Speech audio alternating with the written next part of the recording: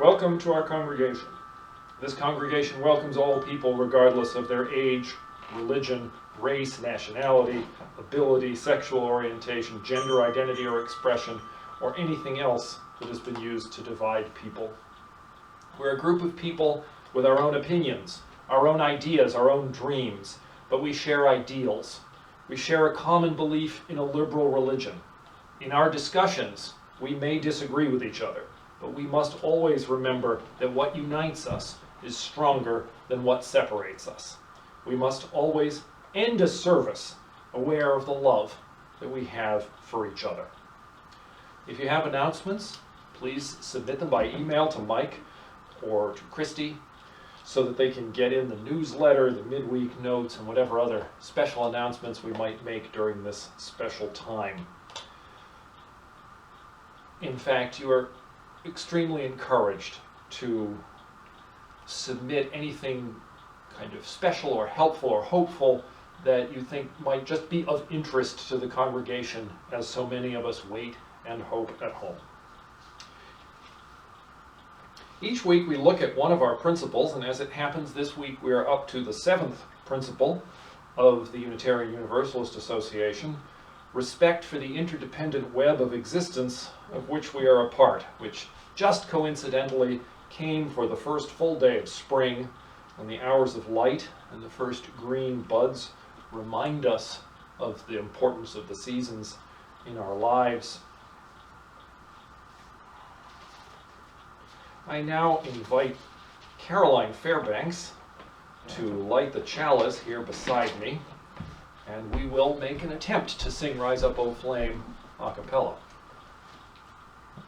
Rise up, O flame, by thy light glowing, bring to us beauty, vision, and joy. Our opening words are from Augusta Jane Chapin. The religion of the present has grown out of the past. It has been growing according to time, place, and environment in all ages and in all lands. The more minutely and critically we study the religions of the ages and the nations, the more manifest is the truth that religion is one. The same germ buds in the breast of the indigenous people, unfolds in the brain of Moses, Confucius, or Buddha, bursts into bloom in the prophecy of Isaiah and the life of Jesus. Every phase of religion, anywhere, in any time, is the preaching and outreaching after the unseen and the divine realities of which we are all, in a degree, conscious. And now, our first musical guest, the choir and organist of the First Church in Jamaica Plain, Massachusetts, Unitarian Universalist, will give us their version of our affirmation.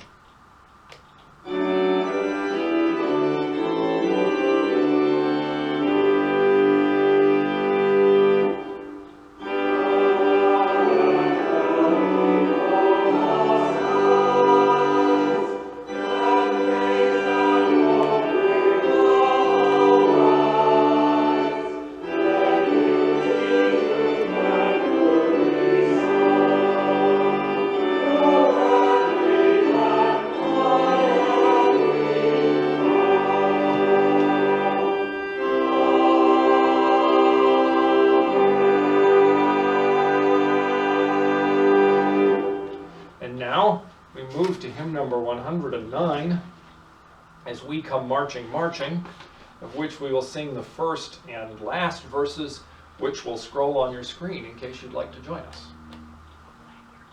We'll play it through once, plain, with no singing, and then move into the two verses.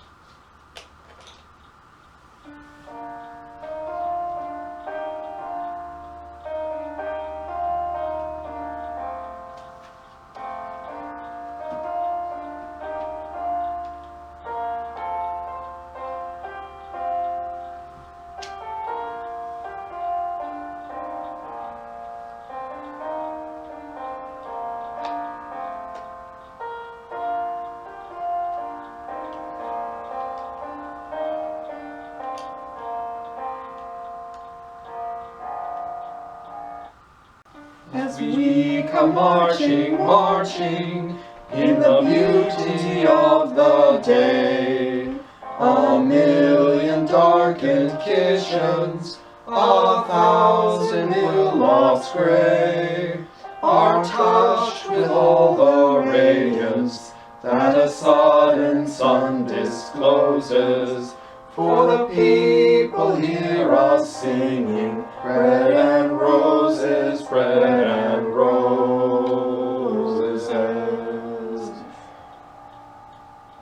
As we come marching, marching, we bring the greater days.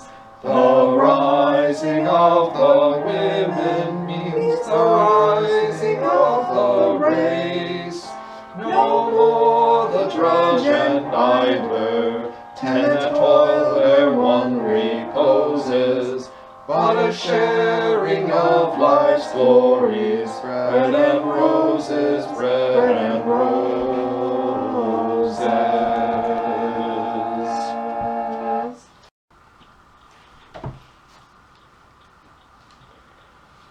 The congregation still needs financial support during this time.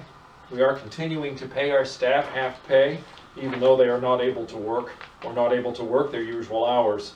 We believe this is important for our community. You may mail in a check or contribute online. Online, the company that handles those payments does charge a 3% fee. For details, please see the email that has been sent out with the text of today's sermon. I am not equipped with candles, and I am not equipped with a list of your joys and concerns, but we can remember everyone working and serving to try to get through this emergency. We can imagine a candle for everyone waiting, because as was said in the past, they also serve who wait, and now most of us must serve by waiting. And we can imagine a final candle for all the joys and concerns that we will share with each other in other ways. And I do encourage everybody to be in touch by telephone, to be in touch by email, to use the church Facebook page. Keep the community going. Our transitional words come from Augusta Jane Chapin also, speaking in 1893 about the World Parliament of Religions, which was an associated part of the Chicago World's Fair, the World's Columbian Exhibition of 1893. 100 years ago, so in 1793, the world was not ready for this Parliament of Religions. Had it been called even one generation ago, it must have lacked the cooperation and the presence in its deliberation of one half of the religious world. Women would not have had a part in it in their own right. She could not have participated in it for two reasons. One, that her presence would not have been thought of or tolerated. Another, that she herself was too weak to attempt, too unskilled to have availed herself of the privilege of speaking for herself, had it been extended to her. The Reverend Dottie Stone prepared a sermon, We're Number 2, Augusta Jane Chapin's story, but was not set up to record it. We have included it in the email to the congregation, and we'll try to paste it into the comment section below. I hope that you will enjoy this story of a famous Universalist woman. But we do have two pictures that she sent. The first, a portrait of Augusta Jane Chapin, the second woman to be ordained as a Universalist minister.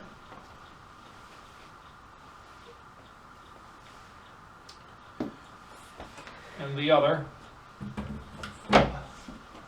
of her in a group which Dottie refers to in the course of her sermon, which I invite you to read.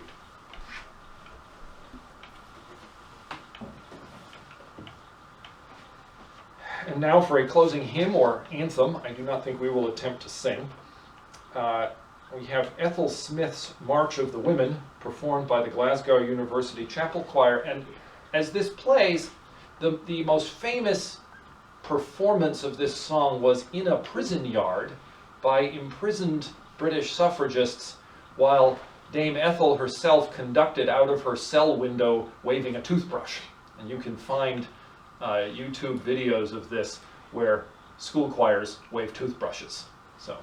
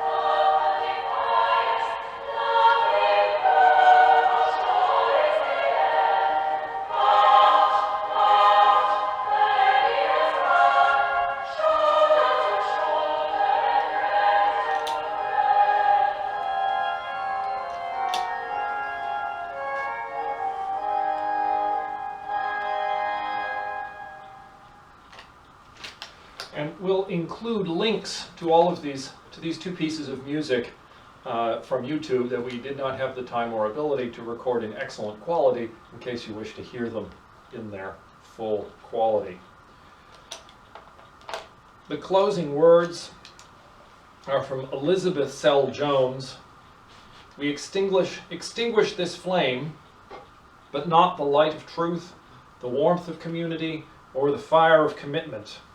These we carry in our hearts until we are together again. And we can sing the blessings of love. 1, 2, 3.